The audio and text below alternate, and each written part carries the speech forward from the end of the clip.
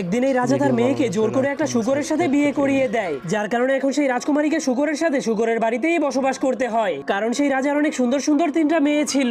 এরপর একদিন যখন রাজা নিজেই বাজারে যাওয়ার জন্য প্রস্তুতি নিচ্ছিল, তখন সে তার মেয়েগুলোকে জিজ্ঞেস করে, বলো আজকে তোমরা কি উপহার চাও? তখন সব থেকে বড় মেয়েটা বলে, আমি সোনার ড্রেস চাই। আর মেজো মেয়েটা বলে, আমি রূপার ড্রেস চাই। কিন্তু সব থেকে ছোট মেয়েটা বলে, আমি এসব কিছুই চাই না, আমি শুধু চাই একটা কথা বলতে পারা আঙ্গুর এবং একটা জীবন্ত আপেল। কিন্তু এই জিনিসগুলো বাজারে পাওয়া অসম্ভব ছিল।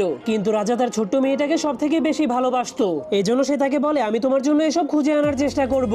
এরপর রাজা বাজারে গিয়ে তার বড় এবং মেজো মেয়ের জন্য সোনা এবং রূপার ড্রেস কিনে নেয়। কিন্তু যখন ছোট মেয়েটার আবদার করা জিনিসগুলোকে কিনতে যায়, তখন সে সব দোকানে খোঁজার পরেও সেই আজব জিনিসগুলোকে খুঁজে পায় না। এজন্য রাজা অনেক মন খারাপ করে ভাবতে শুরু করে সে তার সব থেকে প্রিয় রাজকুমারীর আবদারটা পূরণ করতে পারলো না। কিন্তু তখনই হঠাৎ করে তার ঘোড়ার গাড়ির চাকাটা অনেক গভীর একটা গর্তের মধ্যে আটকে যায়। ঠিক তখনই এই খবরটা আশেপাশের গ্রামে পৌঁছে গেলে গ্রামের মানুষেরা রাজাকে সাহায্য করার জন্য চলে আসে। কিন্তু সবাই অনেক চেষ্টা